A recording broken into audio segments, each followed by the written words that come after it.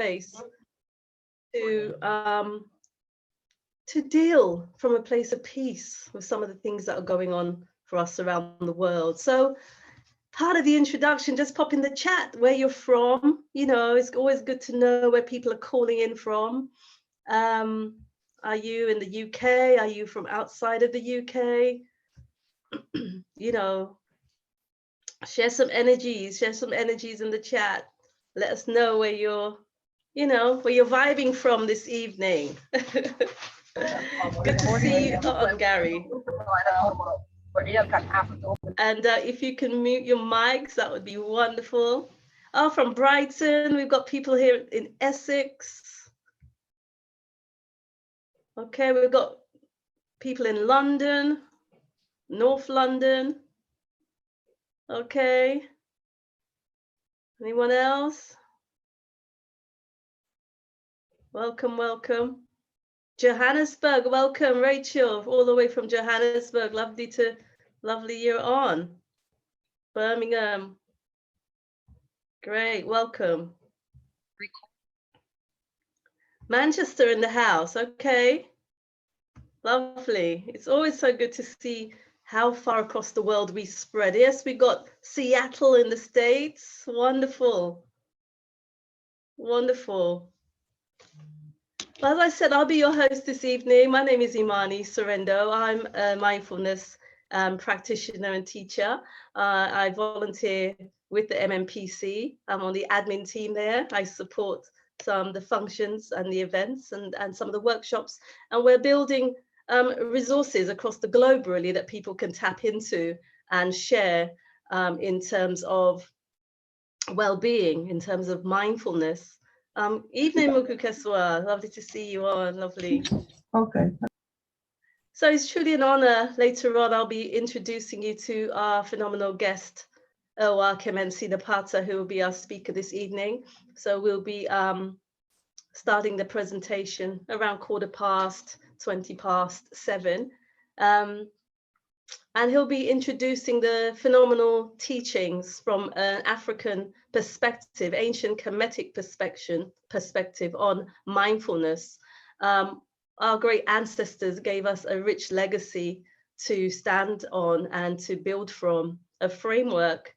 And so we'll be finding out much more about these mindful practices from Owa Kemensi this evening. But before we do that, I thought, well, let's give you an opportunity to get to know each other a little bit. And so we're going to spend about 8 minutes in the breakout room, getting you to chat amongst yourself, get to know each other. You know, if we were face to face, we'd be vibing, we'd be sharing energies with each other in a space, in a physical space. But we have Zoom rooms. And so what we're going to do is get you into some rooms to just share and introduce yourselves a bit more intimately as to who you are and what attracted you to book on this evening's event. What attracted you to the title around ancient Kemetic perspectives on mindfulness?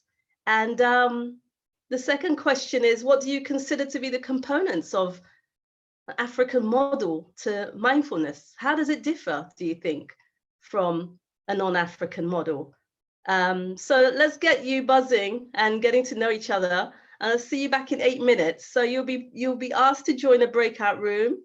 Don't go anywhere. Join the room and get to know each other. Share some energies before our guest speaker comes on. Okay, so see you in a while now.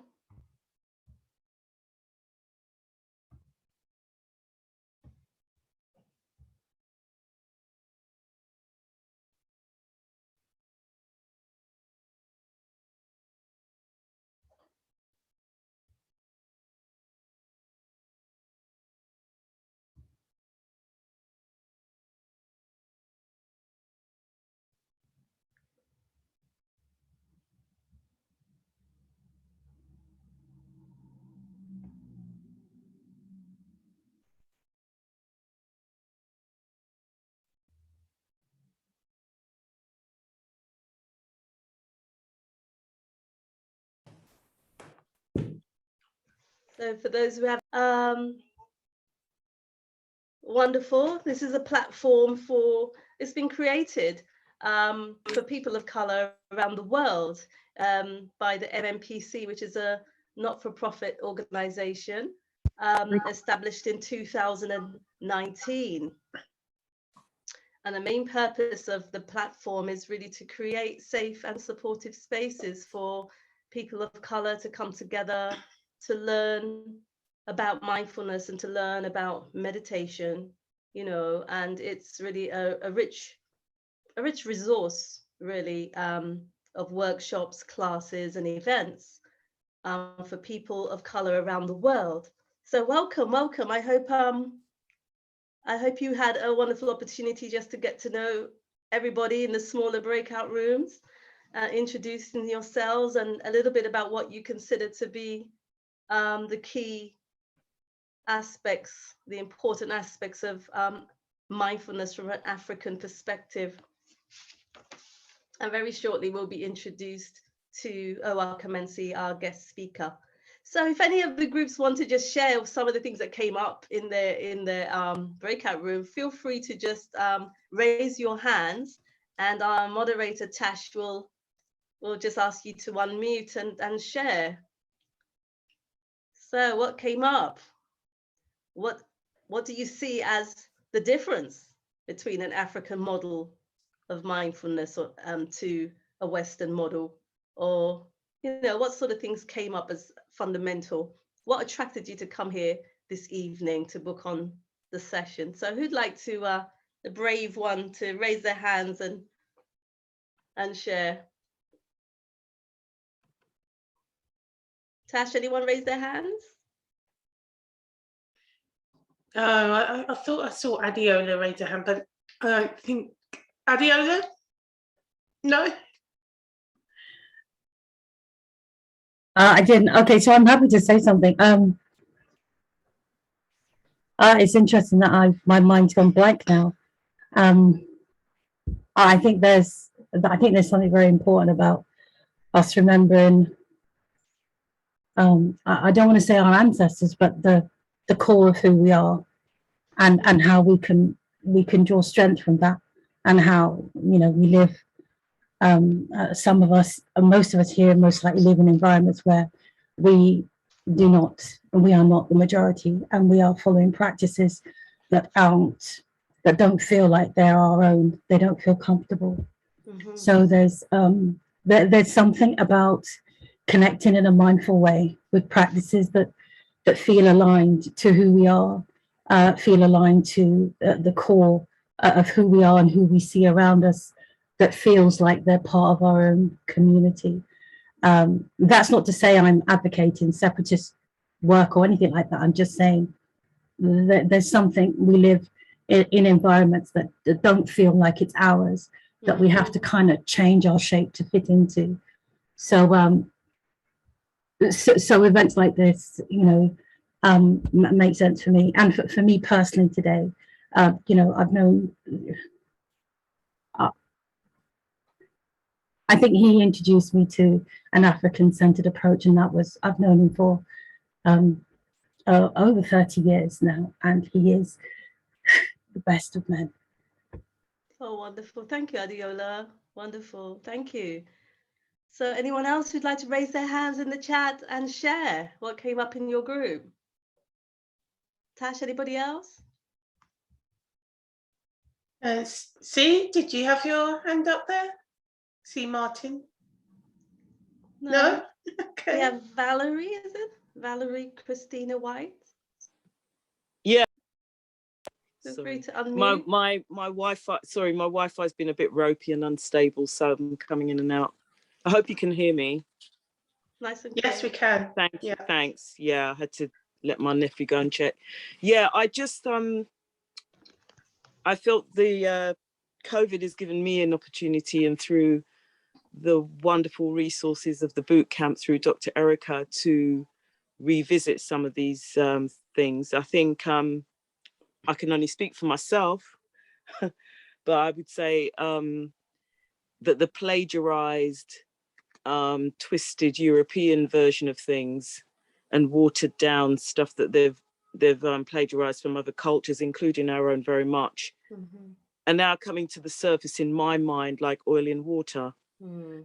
I find that through COVID, through linking with Dr. Erica and the Nubian groups, that on reflection for myself, that there's more power in what we have amongst us. But having said that, I've also lived in spaces that are supposedly exclusively Black, and we've had to shift shape ourselves within those cultures as well, in those spaces, because we're ridiculed amongst our own for having taken up these things. Let's not, I'm just saying, let's not beat around the bush. I had two sons, one educated in Africa for a while and one in the Caribbean.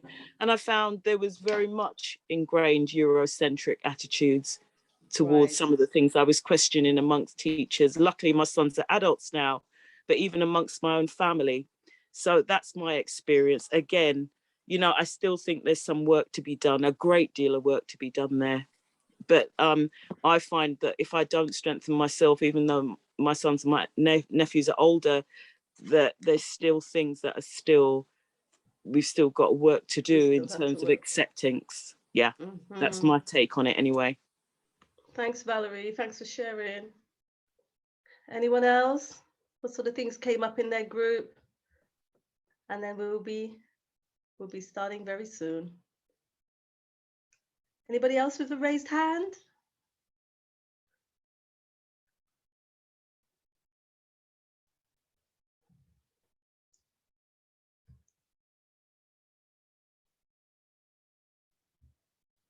Tash, is there anyone else? No, I don't see anybody else.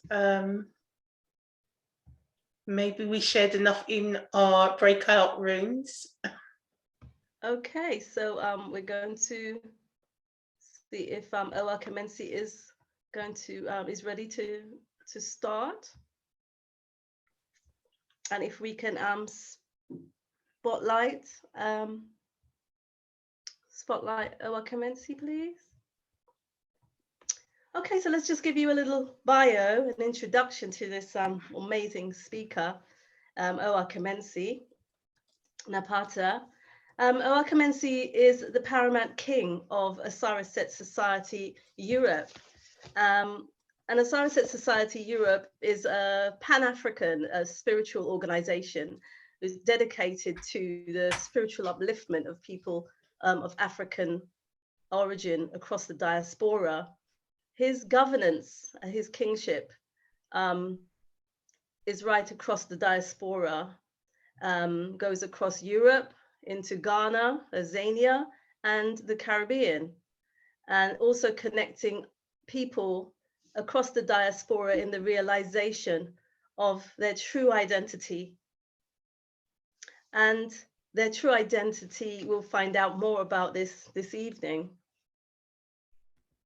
Owa Kamensi Napata, he teaches classes on spiritual meditative practice to assist us all in anchoring ourselves to our peace.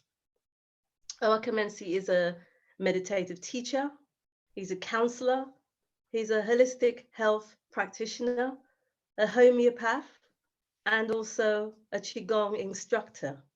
He specializes in traditional Chinese medicine, TCM, and his work is of great standing, not only nationally, but internationally. And so we have the pleasure of having him on this platform this evening to share with us African ancient Kemetic perspectives on mindfulness. So without further ado, let's put our hands together as we welcome Owa Kamensi. And if we can spotlight him, please, Yetunde. Thank you.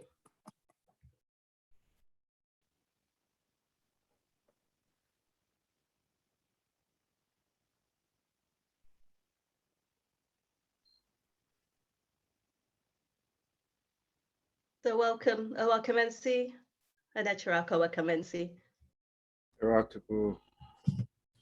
Etapu, everyone. Etapu, fellow Africans.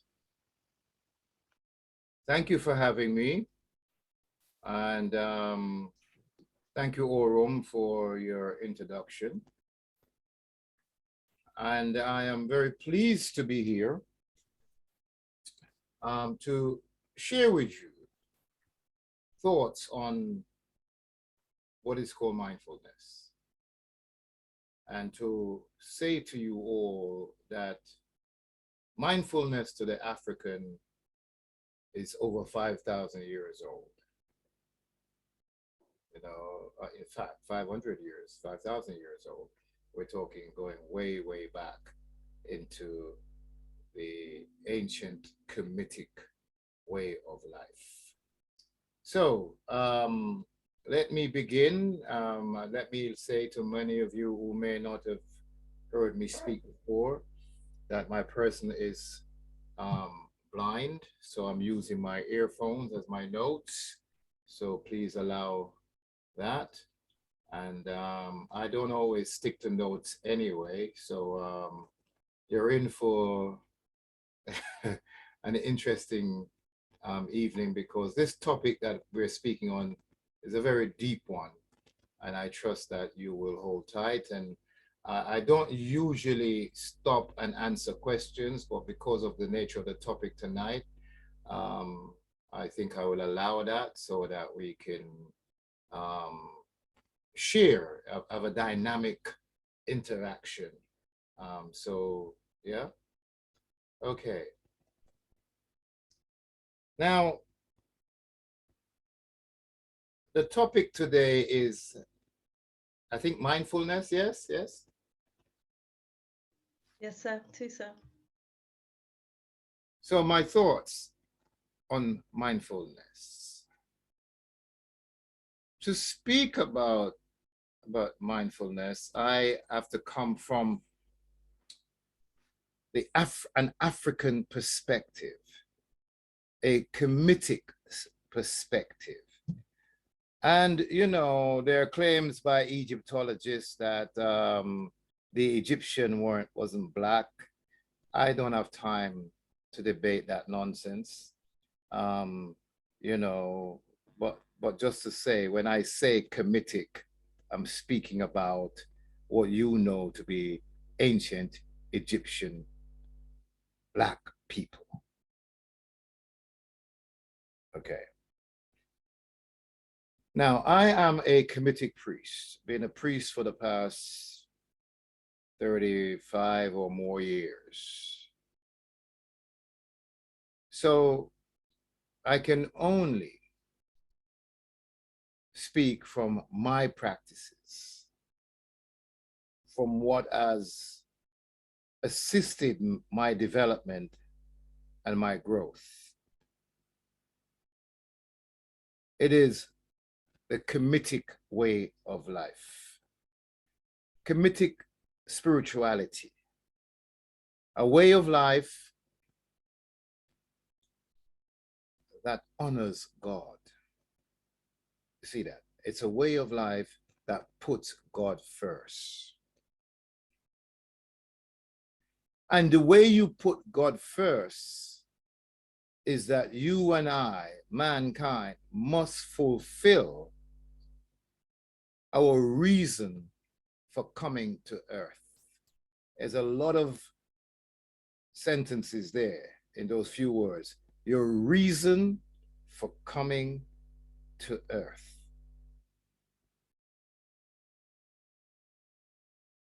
And what is that reason? That reason is for her or him to divinize herself so that you can become the emissary for God on earth, my beloved. See, your ancestors understood the reason for our sojourn in the phenomenal realm.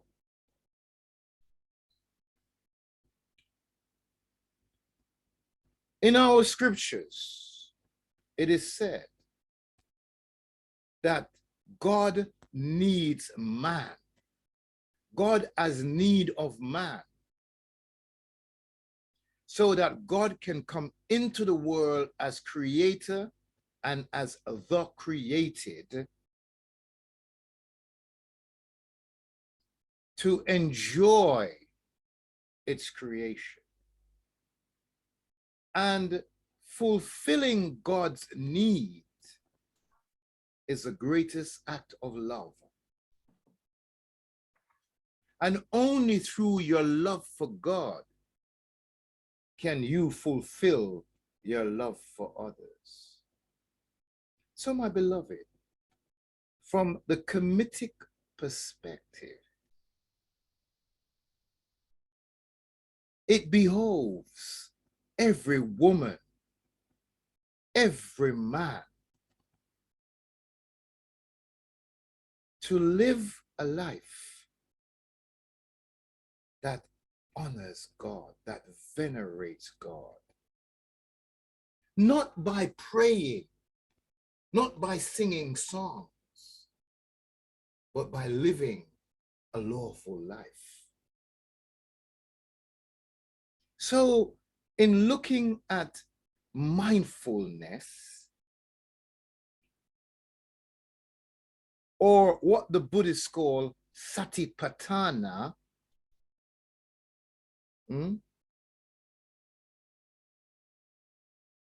we as Kemetic people follow the ancestral tradition. And our practice is called Men Eb and Onk and Ma'at. Meaning, living a life that is justified in law, in truth.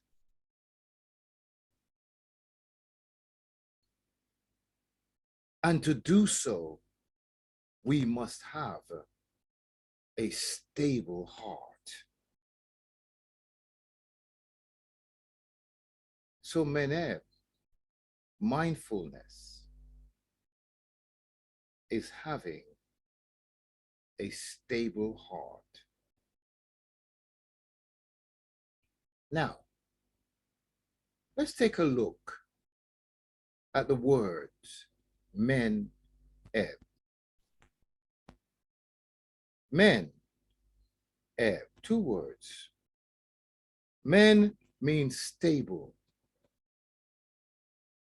And stable says that which is established, that which is still. AB, ab or eb, is one of the Kemetic words for the heart, which is used to represent man's will. You see there's consciousness and there's will. You are consciousness and you have a will. You are will itself. But of course, the word eb denotes much more than that. And to be truthful, we do not have the time to explore the different ideas around the eb or the heart.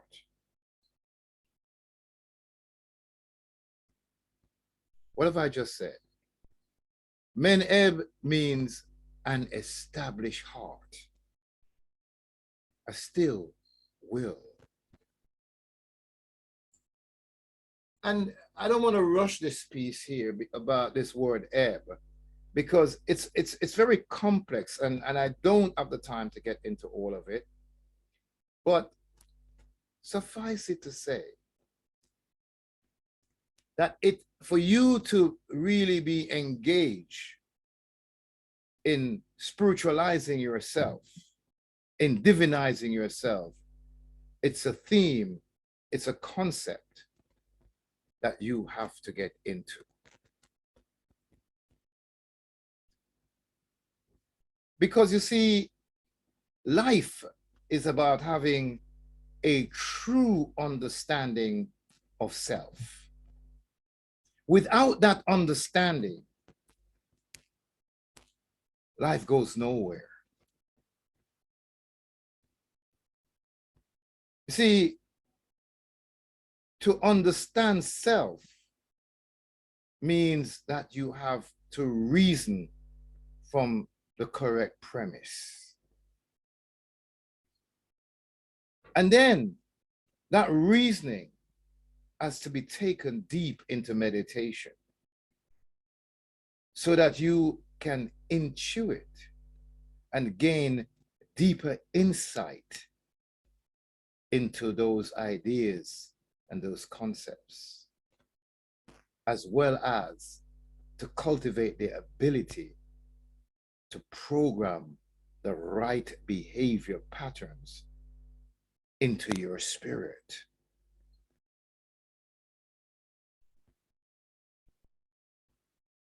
So ebb refers to your will, and we're going to talk about will. And the ebb is also part of your spirit. You see, because you are consciousness will on one side of your being, and on the other side, you also have a spirit. You're not spirit, you have a spirit. That has to be very clear to you, because even in today's parlance, you know, people talk about I am a spirit. No, you have a spirit. So a part of your spirit is also called the ebb or the ab. You see, there are 7 divisions to your spirit. 7 divisions.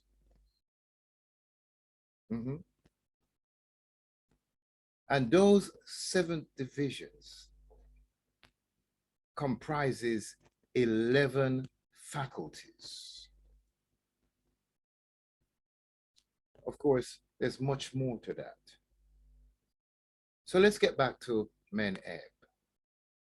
Men-Eb, in short, means an established will.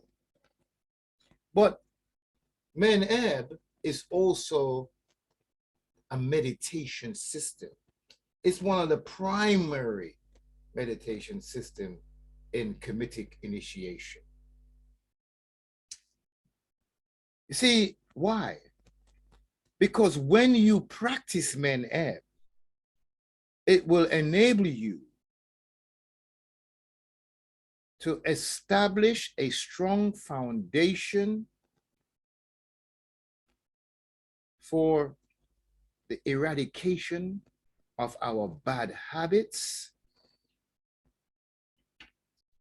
our impulsive behaviors, our addictions. Yes, addictions, because many people, you know, when you say addiction, they have a, oh, well, I'm not addicted to anything. But if you examine your behavior, you will see your addictions. It will help you to address your aggressive tendencies. Oh, your insecurities. Oh, the idea of low self-esteem. You know, many of us have compulsions. We just feel like we're compelled to do certain things. So what I'm saying is that Men-Eb enables you to address any excessive, any habitual negative behavior that serves to derail us despite our best intentions. So Men-Eb, from the Kemetic perspective, is a methodology that we use to transcend negative behaviors. So therefore, one could actually say that Menev is all about self-control. It's all about having self-mastery. See, we have to cultivate self-mastery. We have to have total self-control. But to do that, when we look at who are the major players in the way we conduct ourselves, in the way we behave, in the way we respond to life challenges. And for me and for the Kemetic people, there are two major players here when we're speaking of this concept or this idea of mindfulness. And these two faculties that I'm going to speak about are misunderstood, totally misunderstood. And why I say that and emphasize that, it is because of this misunderstanding lies the root of our negative behaviors and our inability to bring about permanent change in our conduct. And these two faculties are the mind and the will.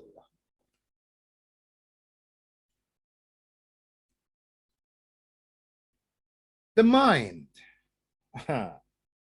you know, when you look at the meaning of this word, the Western understanding of this word, you're led down a slippery slope.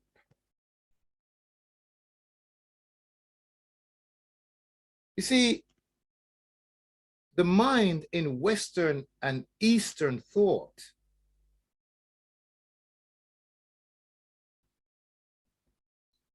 is seen as your will. See, they say that to will is a function of the mind.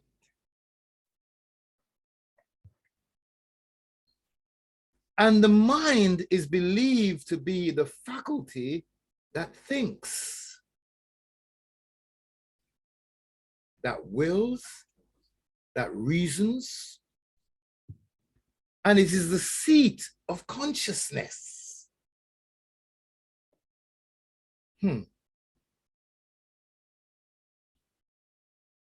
And because they say this, then the mind is seen as that which perceives. My beloved, grave errors.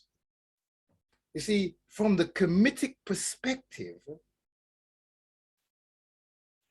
these ideas concerning the mind is, or shall I say, the greatest errors of mankind. Believe you me. I think, therefore I am, says Rene Descartes. He should have said, I think, therefore I do not know.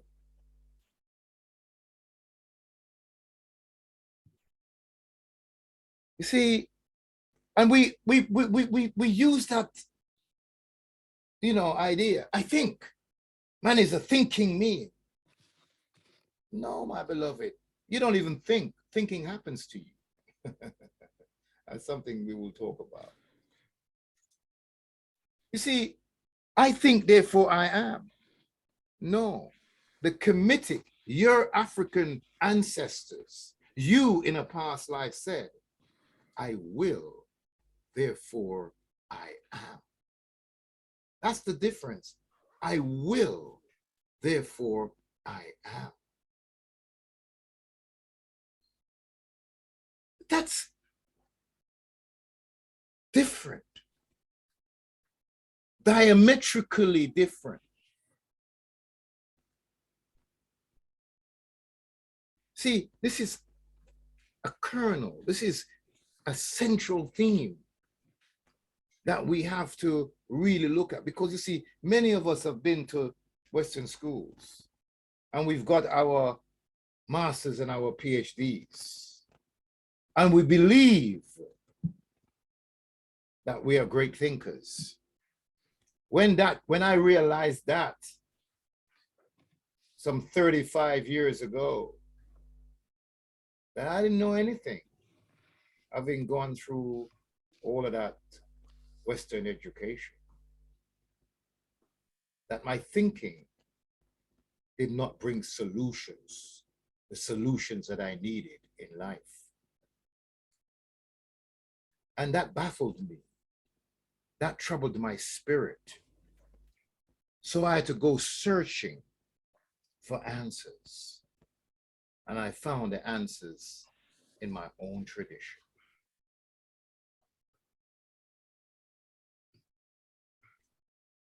You see, thinking that the mind is the seat of consciousness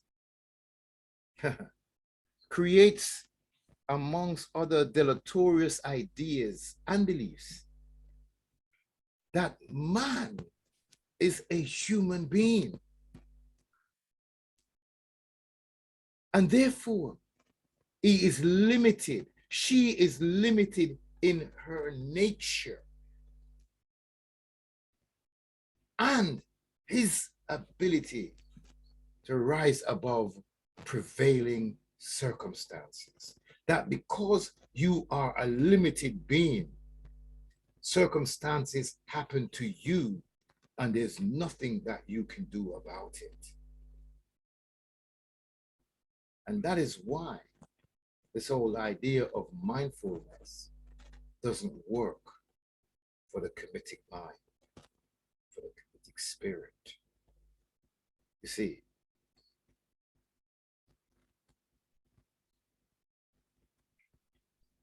therefore, it is absolutely important that we come to understand that your mind is a faculty of your spirit. Let me say that again. It's a faculty. It is no different from your brain or one of your brains. It is no different from the endocrine system or the cardiovascular system. You see that?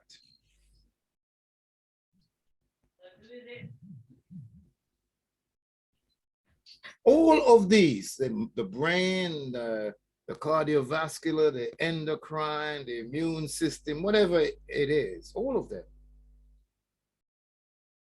they are endowed with intelligence in the sense that they are programmed to perform legitimate and intelligent responses. Yes, your mind can do that. But like computers, do not need to have consciousness or to be aware of what they are doing. Indeed, they don't even have to know the contents, but they perform legitimate actions. So what I'm trying to let you understand is that the mind is a conduit of information. And it is not the source of the information. So your mind is not the seat of consciousness. So when you try to program the mind with right ideas, you are rushing ahead, and therefore you're losing the battle, because there's something before the mind. There's something that you have to work with before you can change or condition the mind. See, the mind is a generator of thoughts. It generates thoughts, right? And where does it get its thoughts from? It is because it receives information from one, your spirit, yes. Two, the outside world, your culture, your society, your social conditions. And when it receives this information, it crunches out thoughts, what we call mental forms.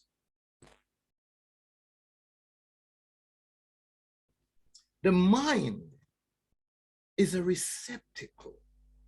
It receives. You see, you program the mind. Society has programmed your mind.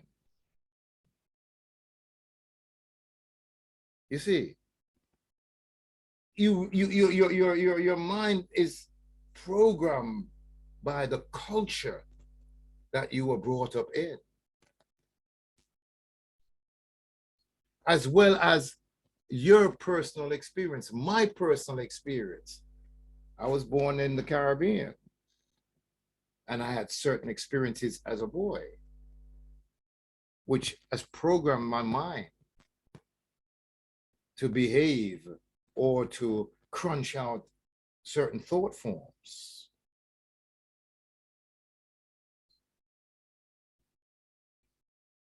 So in speaking of mindfulness,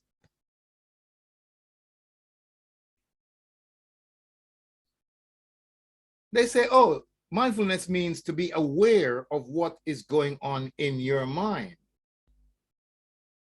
Okay.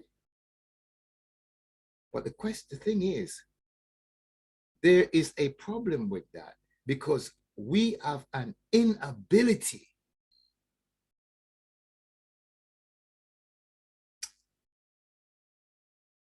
to be in control of the contents of our mind. How many times have you had a thought in your head and you thought, where did that come from? Where did that thought come from? I wasn't thinking that. But it's there. So you don't control the contents of your mind. And if the mind is the seat of your consciousness and you don't control it, hey, what does that mean? What does that mean?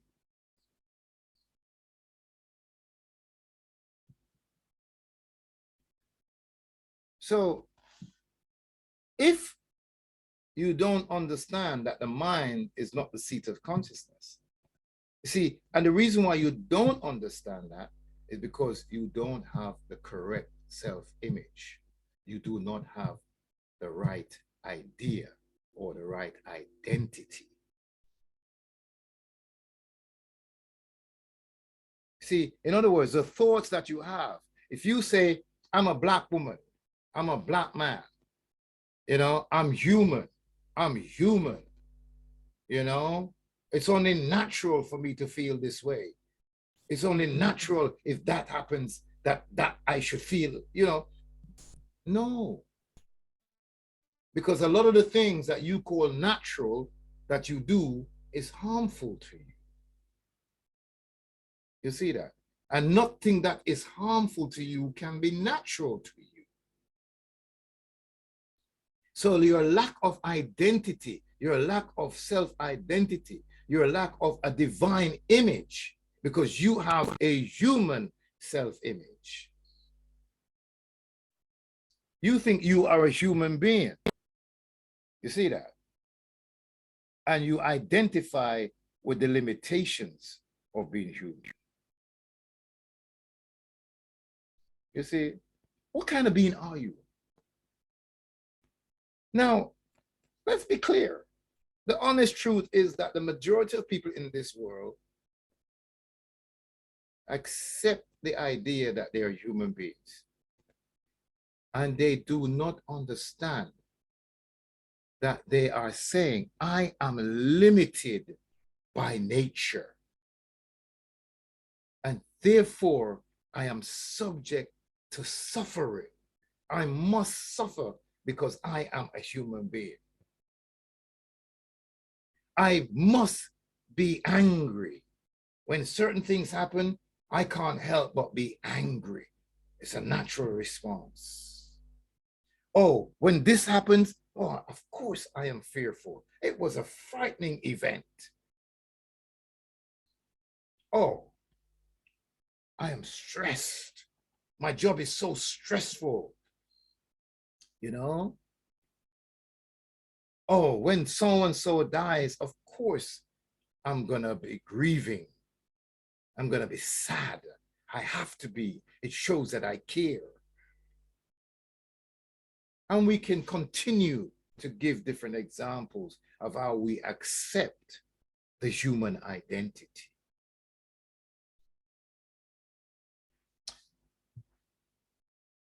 You see, we have to understand that Homo sapiens sapiens is not the end of our evolution. It's not the end of our growth. See, being human is just a part of the evolutionary growth cycle because we are destined to become Homo sapientis spiritualis. We are destined to be the likeness of God on earth, unlimited in our nature. Now, that's not understood by the majority of people in this world. In fact, one could actually say that most cultures, religions, teaches that man is a limited being and is therefore in need of an outside agent or agency to assist him or her in their daily lives. So, beloved friends, whilst it is true that God is the reality, only reality,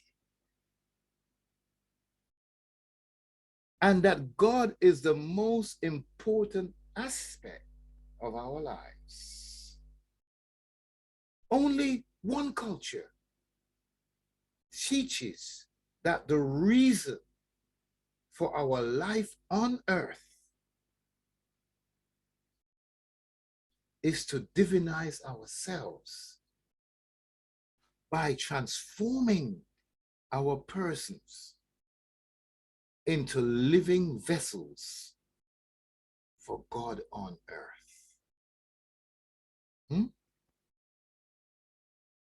So, your ancestors, the Kamau,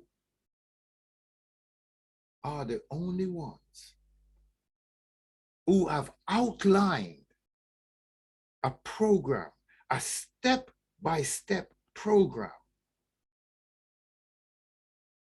for man to grow into her divinity. What I've just said is this. I said that you, my sister, you, my brother, that you are destined to be a divine being. What does that mean? It means one who is in charge of her life, of his life. That is what a divine being is. A human being is not in control. A human being is subject to circumstances.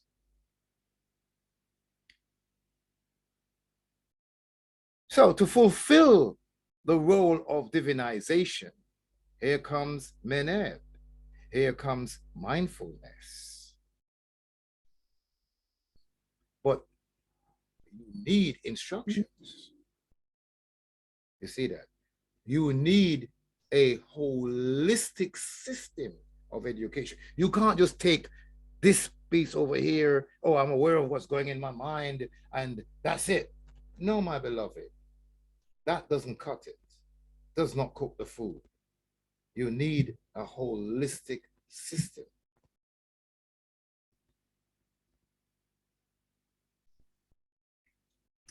Let's understand, or let's have a look at what the reality is.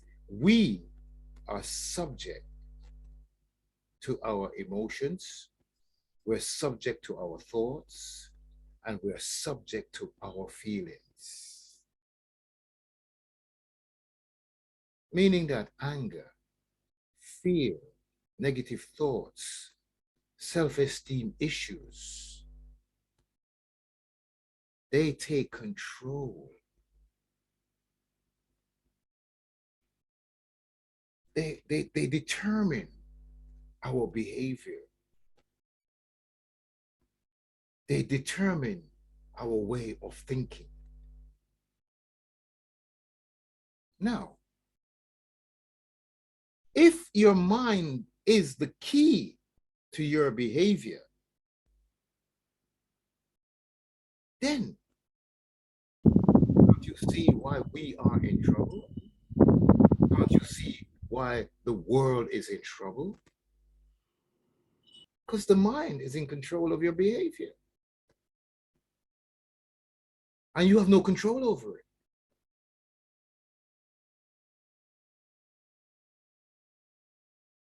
But what the ancient Egyptians teaches is that your will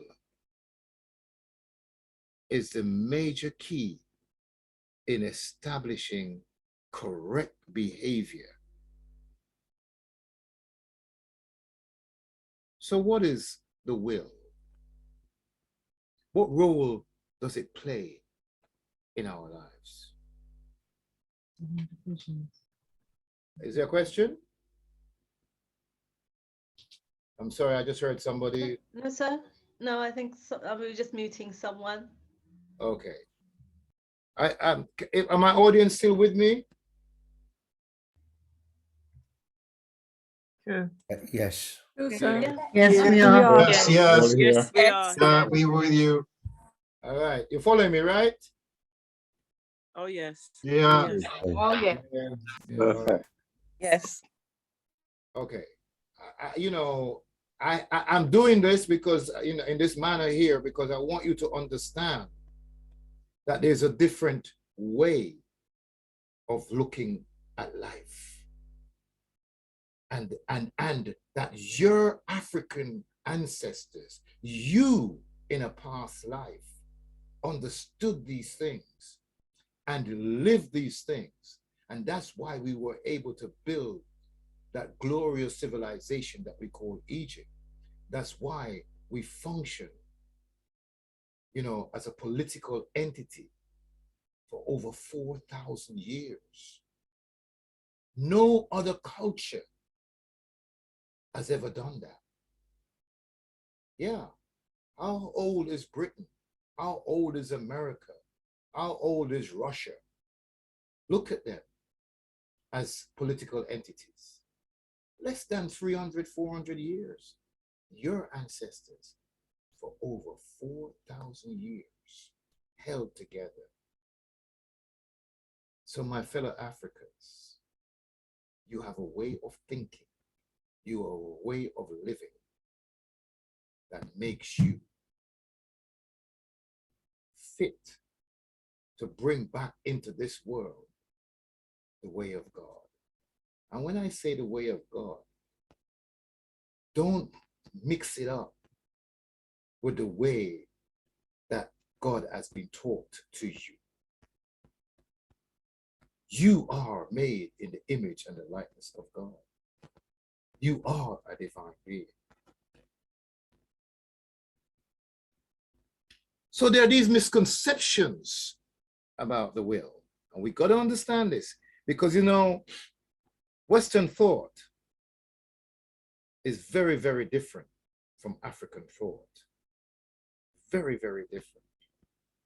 And this is something that many of us as Africans who are Westerners struggle with. And there are times when you hear certain teachings and you have problems because your mind is full of Western concepts, Western ideation. And I want you to just give yourself an opportunity to just listen up for a moment and stop me when you need to. Okay? Stop me when you need to. Misconceptions about the will.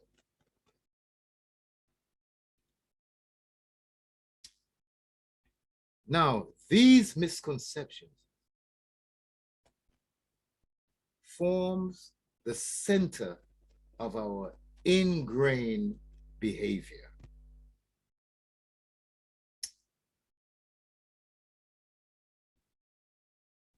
There are several factors that shapes our behavior. Our health, our education, spiritual cultivation, social influences, our intelligence, and I can name more. Those are some of the influences that governs behavior. But ultimately, your will plays the most important role in our behavior, as well as our success. So, it is a problem with our will that is behind our inability to resist temptation, to stop eating food that are injurious to our health. Here we are, intelligent, well-educated people, having a diet that destroys our vitality, our energies, our capacity to create, because we are imbibing injurious foods. Many of us have a craving for tobacco, for alcohol.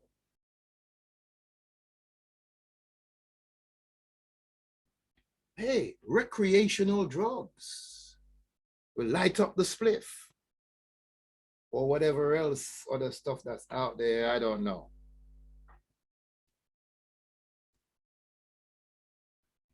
Many of us, we spend beyond our means, our salary.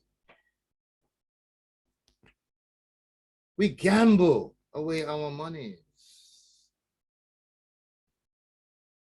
We give into fear, anger, worry.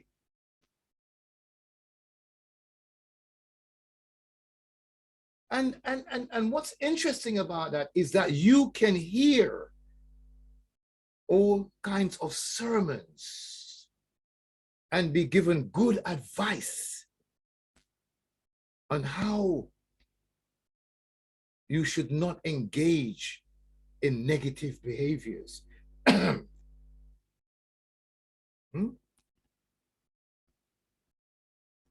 But despite the plethora of good advice, the negatives win out.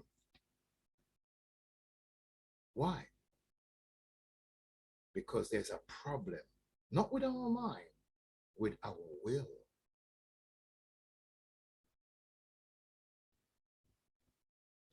You know, I'm sure we all use it. Oh, I have a weak will. I lack willpower. That's the narrative that we tend to speak into our minds. And you are bewildered, defeated, because you do not have the slightest clue how to establish your will. And the truth of the matter is that you have every intention to correct your behavior. Yes, you're genuine. You know that you need to stop that behavior. You want that behavior to be stopped. Only to find yourself doing it all over again. You say, I will not do this again, and you mean it.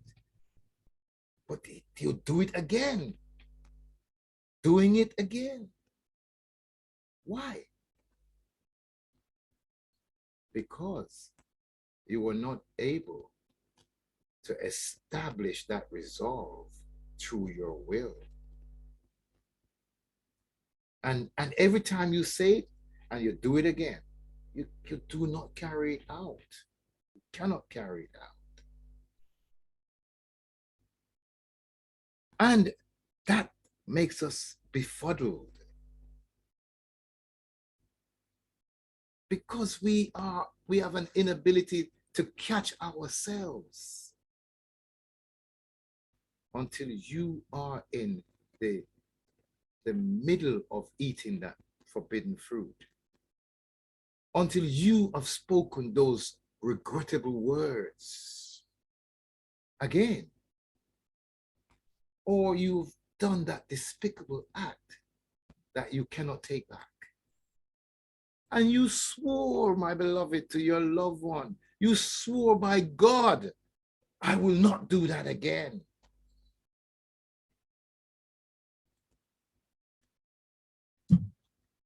But time after time, again and again, you are indulging the same negative emotions and social unacceptable behaviors. And then you walk into your room and you look at your bookshelf and it's littered with self-help books. To no decisive avail. You've read, you've repeated the affirmations, you've done it, you've done the work, but nothing's changed. Now, you're not a hypocrite. You want to change.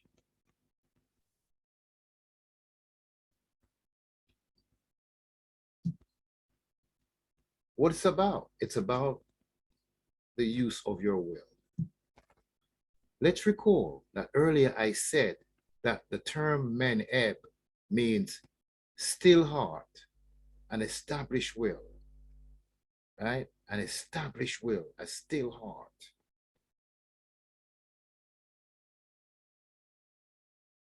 Yes? And the ebb is your will. The heart is your will. And there's more of that, much more of that, but let's go on. So what I'm saying to you, when I say men ebb, I'm talking about an established will, a stable heart. And therefore, to establish your will, you need a meditation system that when practiced, it will enable you to establish your will and stabilize your ability to take charge of your emotions. You need to practice Men-Eb and Onken Ma'at meditation to establish your will. You know? Therefore, what I'm trying to show you is that Men-Eb is that which will enable you to establish self-mastery. You will be able to exert self-control.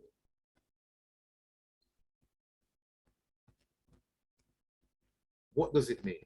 It means that you can therefore avoid giving in to sensual and emotional energies. And these are the two things that are behind all of our negative, incorrect, and inappropriate behavior.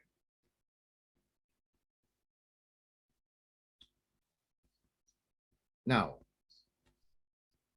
there's a general misunderstanding, as I said before, about the nature of our will. See, Western culture do not understand the will. Like I said, they say the mind is that which wills. Not so. The mind is a conduit for information.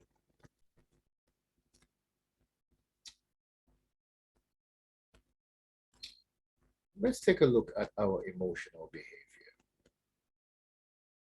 Anger, lust, greed, impulsive behavior. When we look at these emotions that we get into, we say to ourselves, oh, these behavior has to do with my lack of self-control. I just don't have the self-control. Why did I have to say that? I didn't mean to say that. I didn't want to do that. Why did I go and buy that dress again? That's the mortgage money. You know, what's wrong with me?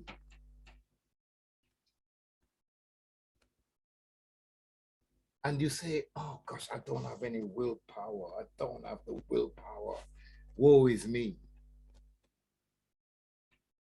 Now, when you use that term willpower, you are speaking of a major, major problem. Because, my beloved, there is no such thing as willpower. No such thing. That notion, willpower, is actually based upon the ignorance about the nature and function of your will. It's not understood by Westerners. Why? Now, listen to Western culture. Your will, your mind, is the seat of your ability. You know, it's the seat of your actions, I should say, to make choices, to carry out decisions, to deliberate, and to reason. That's what they say the mind is, or yeah, they attribute that to the will. Now, if that is the case, choice, deliberation, reason, okay, can we not then immediately see that these are opposite to the host of negative behavior that are the ruination of people's lives? Because there's decisions, deliberations, reasoning, choice. People are not choosing. People are not deliberating. People are impulsive. They follow their feelings, their gut reactions. There's no reasoning there. Right? See, these emotions, don't they make up the bulk of most people's behaviors? Your clients, your family, friends, you see that all around you. Even within your own space, you see yourself following impulses and making decisions without reasoning and without deliberations and so on. So we can safely conclude that we are not functioning out of our will. Most people do not function out of their will. Because if the will is about decisions and reasoning and all of that, we don't see evidence of that. Now, this conclusion that I've just drawn, it is further supported when you look at the educated ideas about the will, when you consult the psychological texts and the best dictionaries, what do they say behavior? Where do they say behavior comes from? Oh, behavior comes from your desire. And there's a reason for this. Okay, there's a reason for this. Desire, your deepest choice. Imagine, desire, your deepest choice. There's a problem right there. Because desire is an expression of emotions. You are desiring something, that's an emotion. That's not a choice. That's not a choice. You see, it's all about sensuality. It's all about my emotions. It's how I feel. So if you're acting out of your sensuality and your emotions, it is antithetical to the will. Because the will is about freedom from choice, to make a decision outside of the force of emotion. If there's an emotion involved in a decision, you have not chosen. You see, and that's what is not understood. You cannot say I have made a choice because you felt a certain way and a strong motivation. That's not a choice from the Kamau perspective. Even further, the behavior that is characterized as coming from decisions, from choice and reason, are in most cases based on desire, emotions, and sensuality. Very often, what people call making a decision or choosing is going with what they like or what they fear or what they detest less.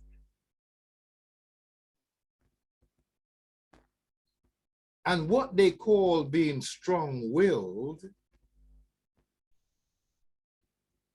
is in reality being driven by strong desire. For example, you know, some people, they want to buy that Mercedes Benz. So they go and they take two jobs. They work 70, 80 hours a week for several years to buy the car. And you guess what? They don't really need a Mercedes Benz. They don't need a car like that. But they're hooked on it. They like it. They desire it. It will look good on my drive.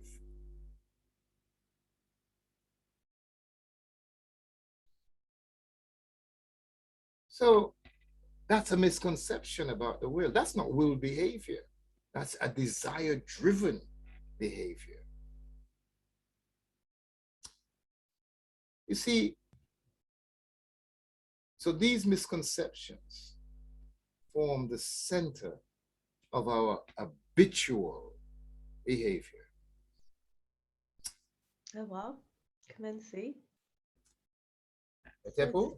There was a question in the chat. Would you mind answering it? Yeah, sure. It says, does trauma and conditioning disable the connection to self? Well, you see, what is trauma? You see, again, if you don't know yourself, then you will be traumatized by events in life. See, what traumatizes one person doesn't traumatize another. Two men get raped. One man kills himself. The other man dusts himself off, deals with the event, and carries on with his life. So the self cannot be conditioned by anything, because the self is an immaterial reality. You see that? What traumatizes is your human identity. You see that? When you say, if this thing happens, then I must feel that way. Because you see, you are a piece that nothing and no one can disturb. That is why this thing about men ebb. See, the Western man tells you, oh, it's a trauma. It's horrific. It must affect you. No, it does not have to affect you that way. It's not a given.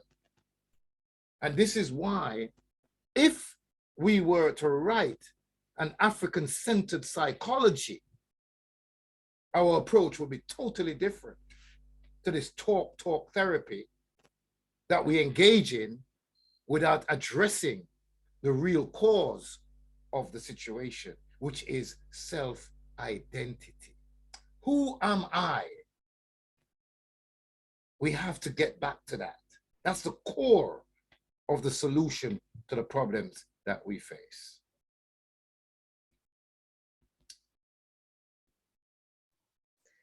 You see that? About 10 more minutes, sir. Oh, 10 more minutes? All right. I just started, but I'll continue. Let me know, give me a signal. You see, we have to look at these terms that we use, trauma, you know, whatever terms that we use in the psychological jargon. Okay. How real is it? What is it? People get pain, people get hurt physically. There's physical pain, and then there is mental pain.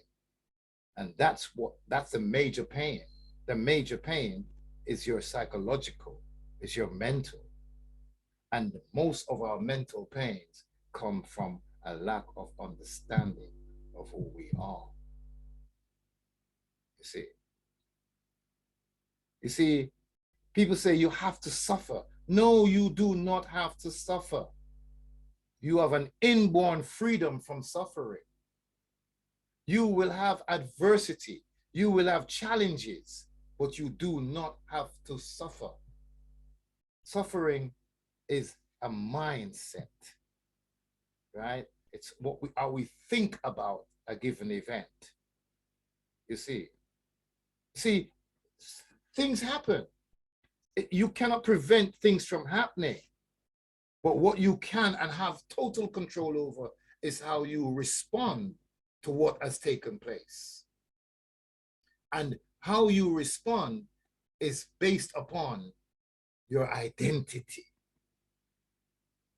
You see, am I a human being? Or am I a divine being? And we're not talking about suppression, okay? We're talking about actually understanding the energy configuration, which understanding the totality of our being. And that's why our ancestors showed you 11 parts of your spirit. Gives you an idea that you, consciousness, will, that's who you are, right? Uses a spirit to interact into the world. And your physical body, all right, is not who you are. Your physical body is that which houses you. And that's why in the Kemetic teachings, man never dies. The body of atoms and molecules fade, but you, consciousness, lives forever.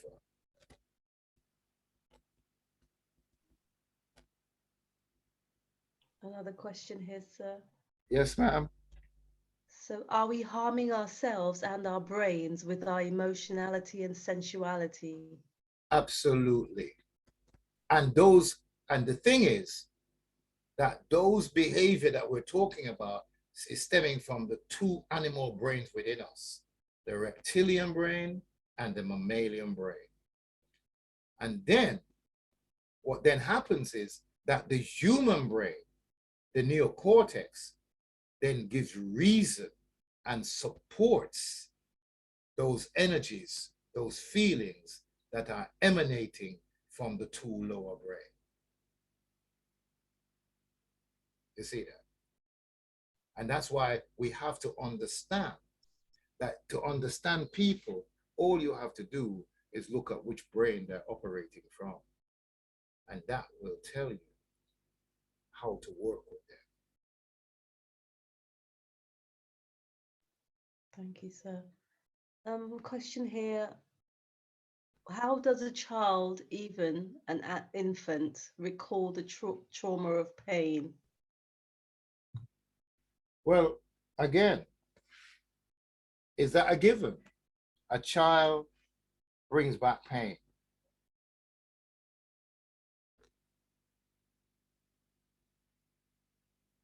I need examples. What does that look like?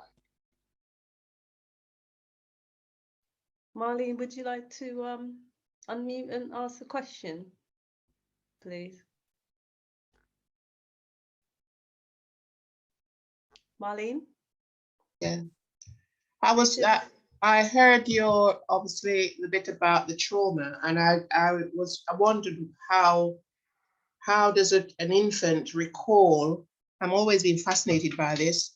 How does an infant or a child remember events that have happened to them which cause them pain and harm, and those pain then the things that they encounter in childhood then sort of impacts them as they grow old into adulthood.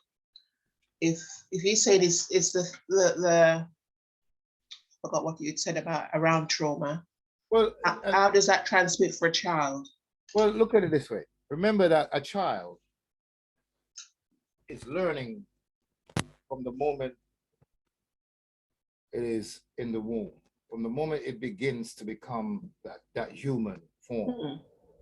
It's affected by what the mother is experiencing, and it also is hearing what is going on in the outside world. And many people don't know that. See, if there are the organs of a child develop over 10 months, okay? And that should be an interesting lecture to give at some point one day. So the child, that's one answer to the question, that trauma that is programmed into the child's spirit through its connection with its mother and its environment.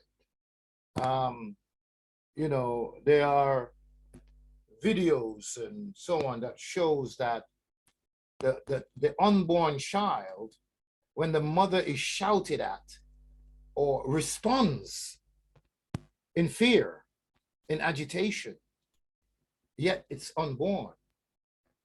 The other side of that is also the fact that that young child, this is not their first visit on the earth plane.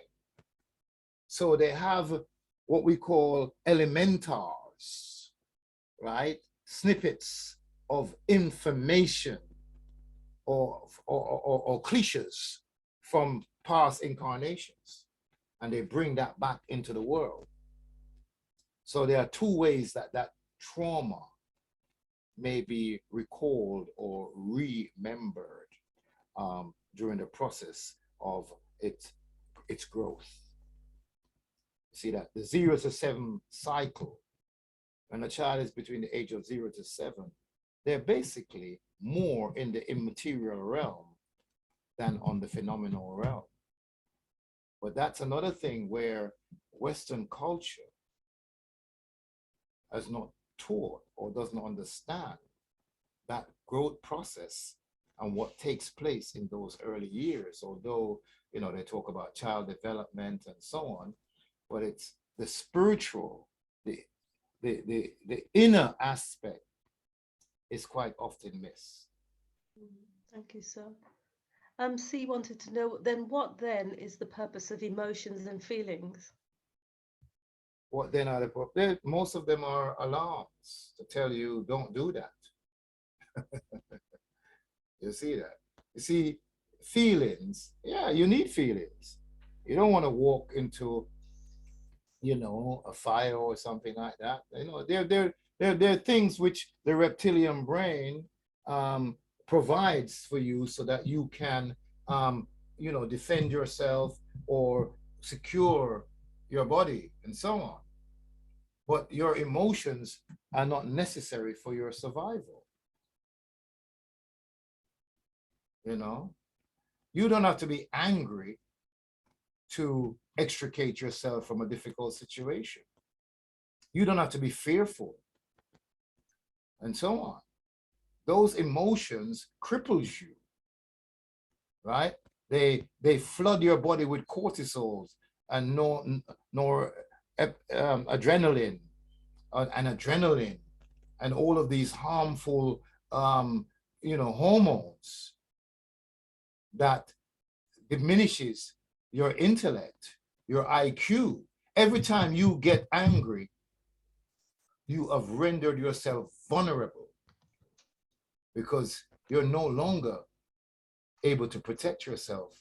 Because what's happening is the moment you get angry, all your vital organs get shut down and the blood and so on rushes into the arms and the legs for fight or flight. So your brain is being deprived of the nutrients that it needs for wholesome living. So when we say, what is the point of an emotion? Anytime I feel a sense of agitation, I know what to do. I have to get into my breath and take control of that energy, because it's an energy. You feel an energy, but because of your cultural orientation, you name that energy as anger, as fear, right? But the same energy in another situation, you say, oh, that's motivation. I'm motivated to do that. So it's how you think that determines whether that energy becomes a negative or a positive. Because it's just chi. The energy is blind. Don't tell me to record anymore.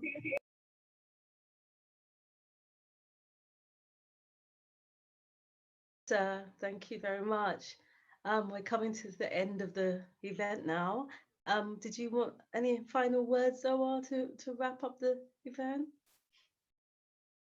And would you be open to any more questions live? Oh, you're muted. Let's have a hold on a moment. Someone's muted you. Could we unmute MNPC, please? Yetunde?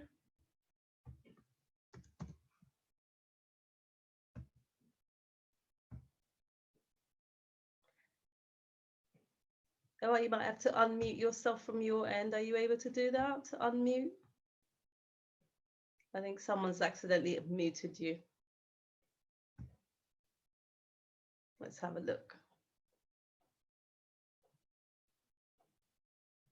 Oh, can you hear me? Yes, sir. All right. My wife came out of her sick bed. Thank you. I was just asking, were you open to any, did you want to say any final words before we open up for a few questions live? Well, yeah, you know, I just want people to understand that you don't have a weak will, okay? You don't have a weak will. What you lack is education and practice, you know? See, because people say, oh, there's a you know, oh, I can't use my will is weak, I have no, you know, whatever.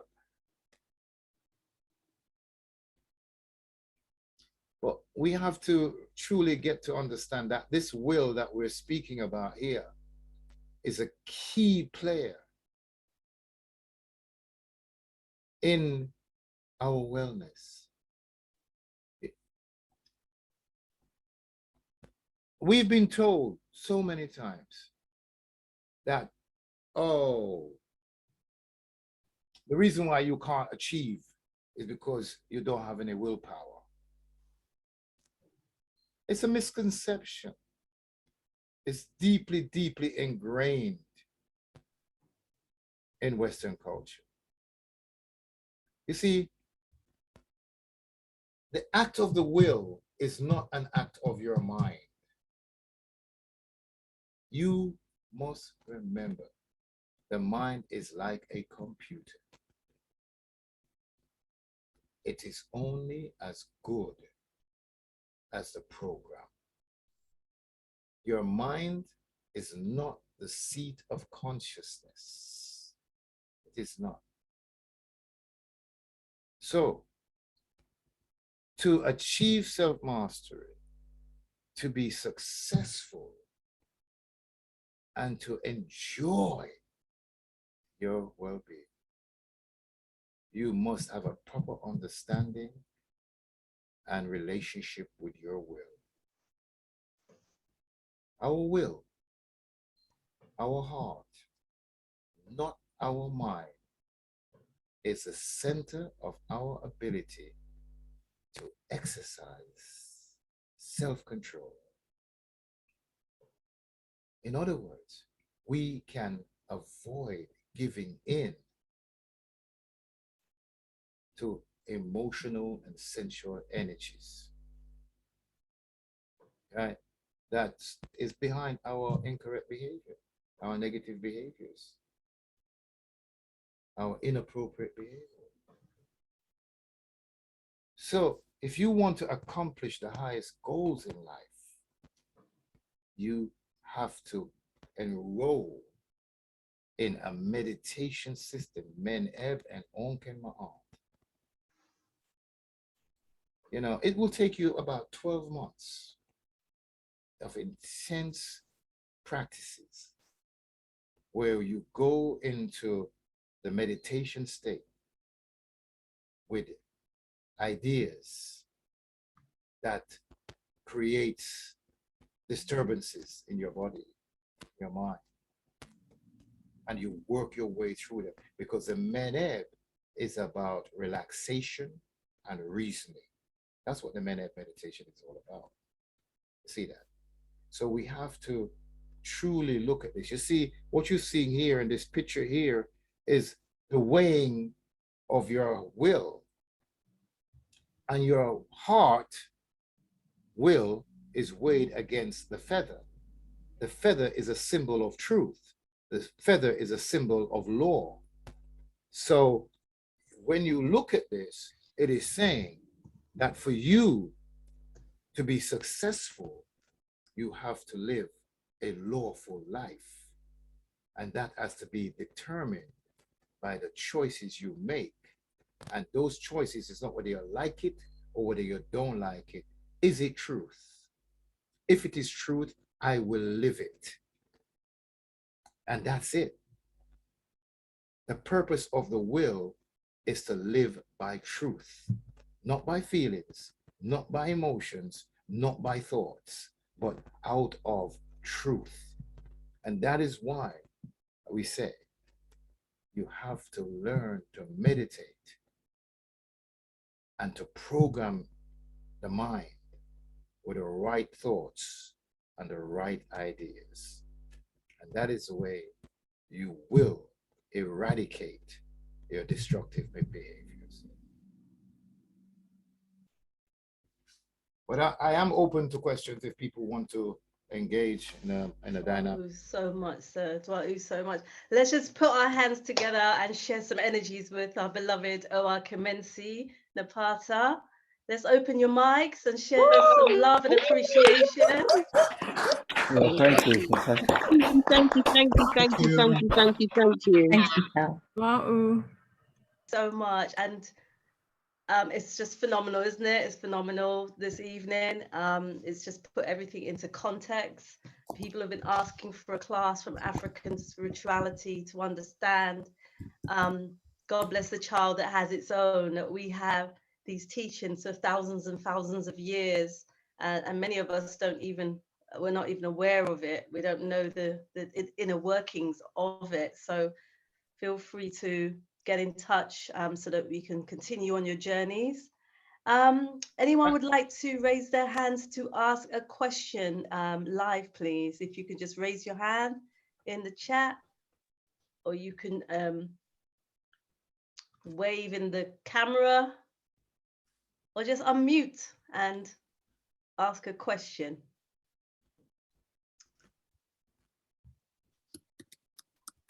Hello. Yes, greetings. Unmute. Yeah. Hi, yeah, greetings. Just to start off, Your name, sorry. So it's Cheryl, or I'm C in the group. Oh, hello, C. Hello. Cheryl. Just to start off by extending my deepest thank you, warmest thanks for such a brilliant course, brilliant session today. So thank you. A question that I just wanted to ask, or maybe it's something to think about for another time, but this concept of truth. Often when I hear people talk about truth, the question that comes to my mind is whose truth, and what is truth? How do we get back to the truth? Well, So I'm wondering if that's a question that can be answered now, or. Well, from the Kemetic perspective, there are 11 fundamental truths. Peace is your nature.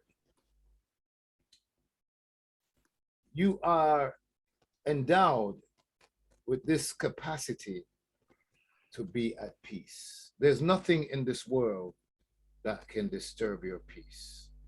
So the first thing that we have to learn is to reclaim our peace so that we may attain to our reason for coming to earth. The truth is, nothing that is harmful to you is beneficial. Anger, fear, worry, grief.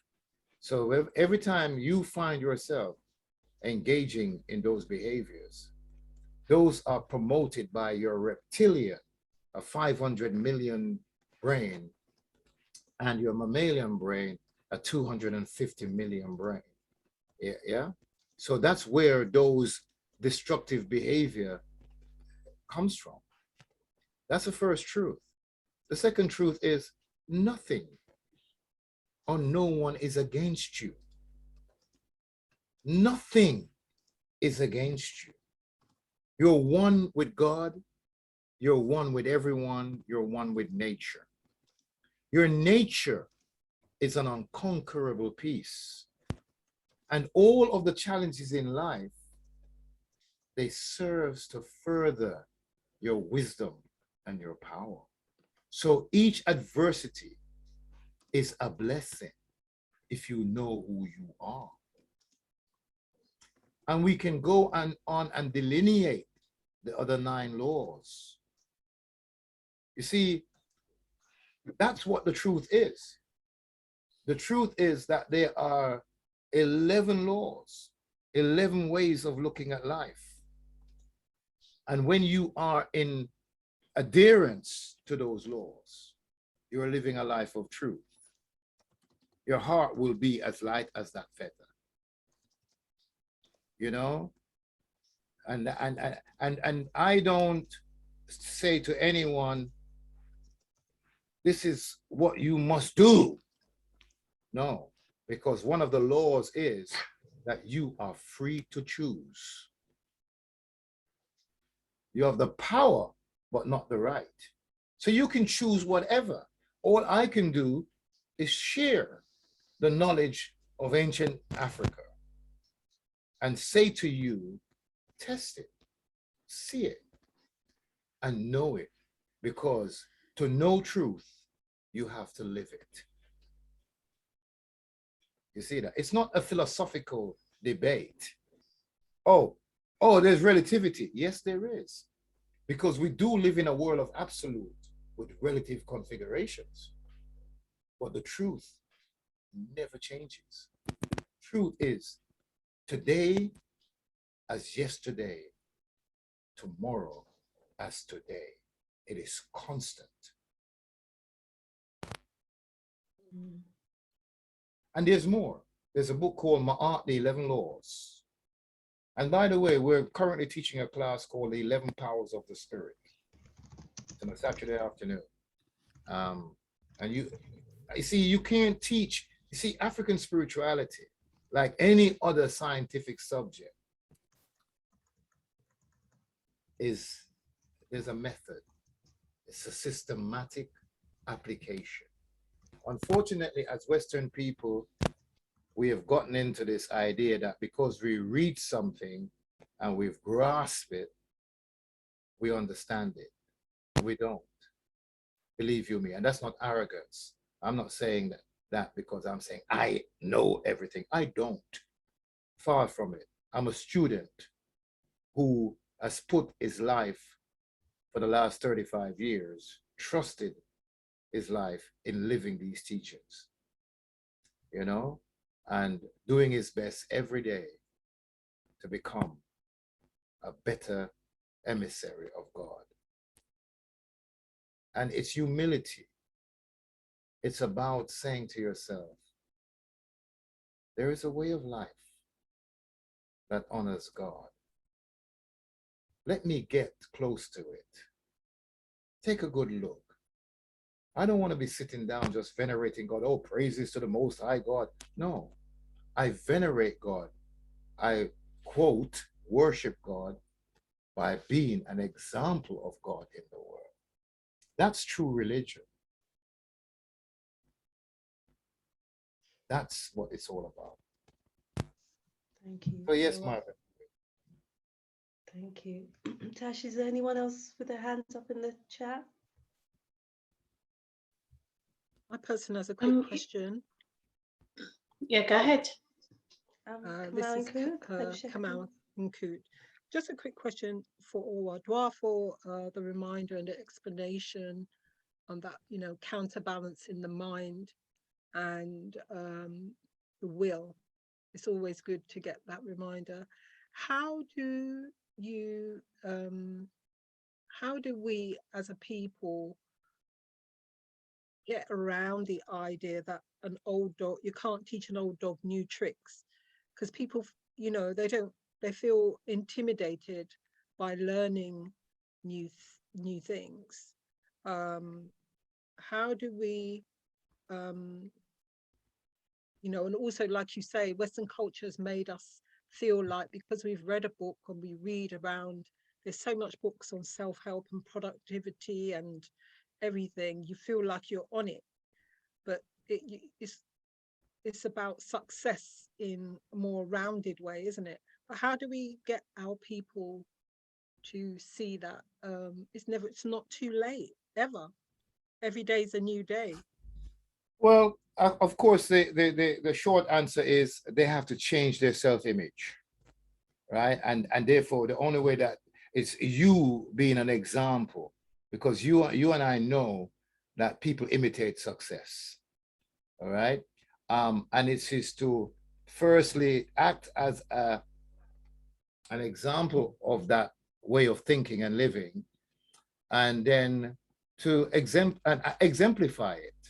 You know, you got to get people to start to change the way they see themselves as limited. You know, oh, I didn't get a BA honors 2-1 degree, or I didn't do this, and those things that are held up. We have to break those things down. We have to become iconoclastic, you know, and break down these barriers through our example of living a holistic African way of life. Because when a person says, oh, I can't, you can't teach what? Old dogs new tricks? Yeah. Why? Because the person has concretized themselves. The person said, this is who I am and I cannot change. They believe in their limitations, and you have to show them that they are unlimited in their nature and that they're always learning, always expanding, you know, It is what we came to earth to do, to continually grow, because the only thing that's constant in the world is change. So how can you say, I can't change? That's a short answer, my beloved.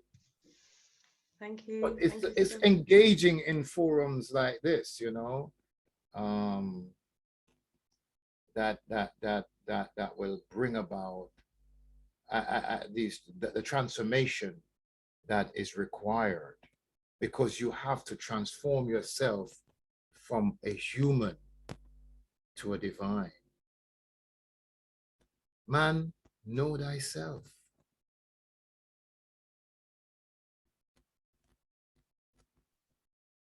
Thank you so much, sir. You're welcome, ma'am. Natasha, you had a question?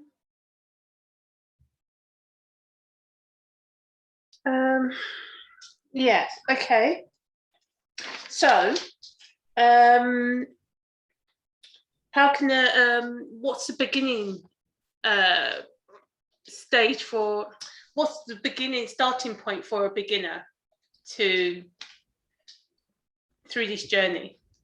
Well, it begins with, firstly, instructions in what we call cosmologic or African philosophy. We have to get into the thought, the idea, okay? So alongside that, it's also learning to meditate, learning to go into a state of quietude, so that you can now program new ideas into one's mind. And it starts with breath control. It starts with learning how to breathe correctly, and to rhythmically, you know, people say they meditate. So what do? They sit down and they breathe and they get very quiet and very still. And that's one form of meditation. But to begin the process of transformation, you need to also engage in what we call alpha meditation, where it is now beginning to program. You go in, you take a scenario, and you work with that scenario through certain steps, and that then begins the beginning of the transformation. So one, you have the idea, who are you? You are a divine being. You consist of consciousness, will, energy, matter. You're a consciousness, will, you have a spirit. What is this spirit? My spirit is composed of 7 divisions, 11 faculties. You know, this is what. So you start there. That's the beginning of the journey to selfhood. First, you know, we start off by saying knowledge of self, knowledge about who you are, and then you translate that knowledge of self into self-knowledge, because now that you know, you start to live it. And then that's where you start. You start off with, yeah, accepting, hey, this limited way of life that I've been living doesn't make me happy, because I was told that, oh, if I get a degree and if I buy a house and if I get married and if I have children, I'll be happy. I've done all of those things and still I'm angry, still I'm upset, still I believe that I've been taken advantage of, I'm not appreciated. I'm not happy. I'm not happy at all, right? And we don't even understand what happiness is. Happiness is composed of peace and joy equals happiness. And, you know, you have to learn that, you know, you can be at peace in the midst of anything situation and enjoy that peace, because you have not damaged yourself. You have not hurt yourself. You see that? So, I mean, these are the concepts that you have to learn, understand, or apply and understand, because it's grasping, applying that leads to understanding. It's only by doing. It's not by reading. And that's why many people who consider themselves spiritual people, you go to their house and they've got libraries of spiritual books, but their behavior belies the fact that they are spiritual, that they're not spiritual.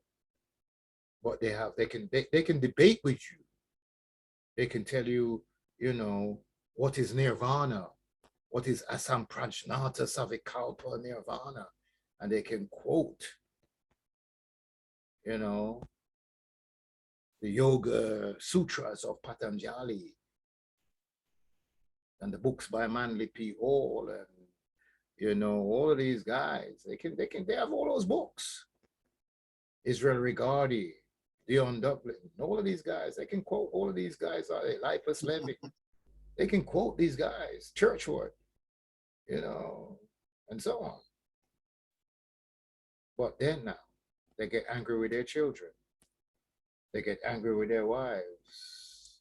They're jealous. And all of those deleterious behavior. So we need to transform. Spirituality is about transformation, transcending.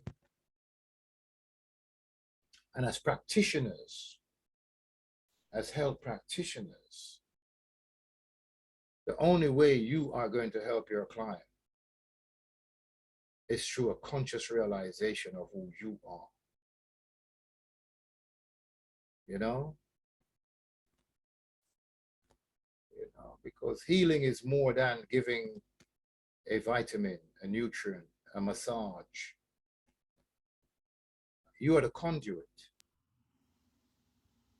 So therefore, you see, the African proverb says,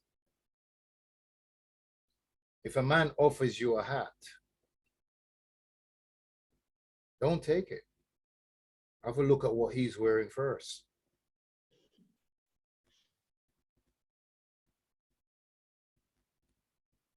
So yeah, it starts with the study of order, cosmologics. And the world is ordered. It's an ordered world. God made this world on scientific grounds. Spirituality is scientific. It can be proved.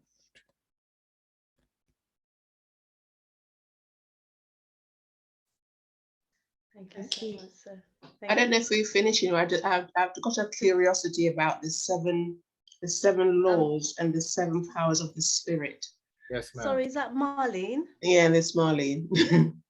Marlene, sorry, could you just repeat your question, please? I've got a curiosity about the seven laws, and there's 11 ways of looking at life, and the 11 powers of the spirit. The 11 powers of the spirit. I know they're going to be doing some training or something later on, but I'm a bit curious. I wonder if you could sort of touch on any of those. Okay. Let's say that there's, as I said, the law of Amen, peace is your nature, the law of Osir, oneness with all, the law of Tehuti, equilibrium, that you have the capacity to receive guidance from God. God will speak to you directly, and there's a way of receiving an answer, that you have a destiny, you have a particular plot of land that you came to cultivate, and you have the power within you to manifest that plot of land. The law of love, the law of sharing. You know, when we speak of love, people think of this emotional, you know, outpouring. Oh, I love you. You are da da da da. That's not love. Yeah. Love is giving, seeking nothing in return. Love is a force. It's the greatest force in the world. But to love other people, you have to first love God. In other words, you got to love yourself. Celebrate yourself.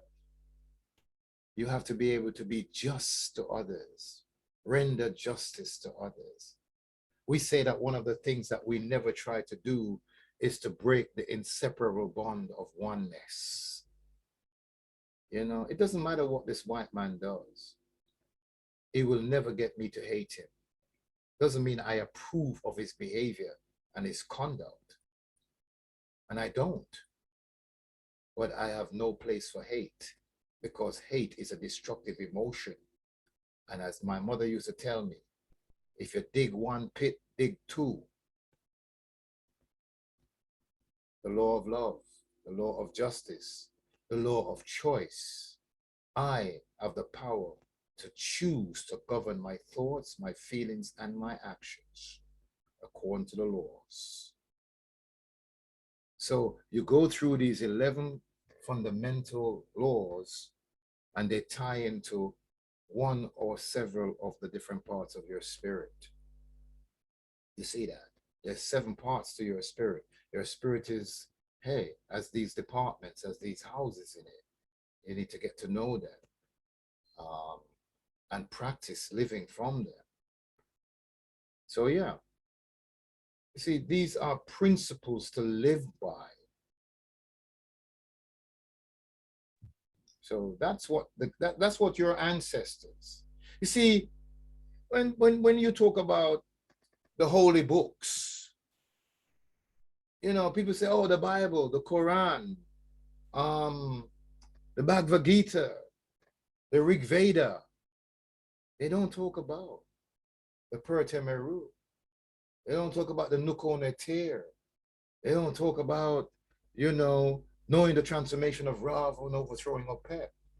They don't talk about the first books, the pyramid text, which were written 2350 BC, over 2,000 years before the first European, in fact, Hebrew Bible was written. You know, the Bible, as we know it, the Old Testament, which we call the Tanakh, was written 300 to 600 BC, over 2,000 years after the first African spiritual books. And actually 14 books was written before the Hebrew Bible. But we as African people don't know, because we have not spent the time to study and research our own history, because we have believed the propaganda called racism. We have, you know, an end to white supremacy and believe the negative thoughts and ideas around Black people, you know. So there is work to be done. You know, the Kemetic people were the first people to use the pulse to diagnose illness. People think that's the Chinese, all right? That was a yellow emperor. No, my beloved. That's why in Kemetic language, we have 2 names for the heart, the Eb and the Houti. And the Houti is a vessel that energizes all other vessels. And we know that because we did pulse analysis way back when. So healing is committed. We're one of the first healers on this planet. And we're not just claiming these things to make ourselves look big. You know, we're just saying, this is our history. We have a living history. And slavery was a part of our history. It's a part of our story. But it's not our story. It's not the totality of who we are. Even the psychology that we study today, Freud studied in Egypt. He took the Egyptian books and came up with his psychology. Jung, and so on. The Russians have a great, great history in psychology. Pavlov and all of those guys. They were closer to the Egyptian, the Kemetic way of practicing medicine and psychology than anybody else. They weren't studying. If you're a psychologist, you need to go and read a book called The Word as a Therapeutic Tool. It's a brilliant book for any psychologist or any counselor.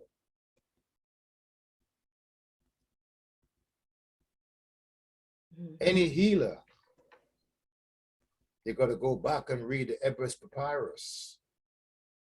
You got to read about Pepe I, one of the world's greatest physicians. Homeopathy came from Kemet. Hahnemann, the founder of European homeopathy, was studying in Kemet, studying the books. I can go on, but So we're going to have to close, unfortunately. We could literally go on another evening. It's just been a phenomenal evening, and we want to just extend our gratitude and love and appreciation to you for a phenomenal class. And if everyone could just open up their mics and share some energies. Thank you. Thank you so much. Thank you. Thank you. Thank you. Thank you. Thank you. Truly phenomenal. but I really trust that I was able to convey a little bit of what is yours. It's not mine, it's yours. And you know this. So you just got to do some more work and get adjacent to it and start to use it, because it will set you free. Good night, good evening. Night. Take good care of yourselves, folks. Thank you, sir. Thank you so much. And thank you, everyone, Thank you. for Thank you for hosting. Thanks for the Thank 40 you. people who are on. We can't Good see night. all of your beautiful faces, but you may want to open the cameras just on that last sharing. And come on, don't be shy. You've got Johannesburg, you've got the US, you've got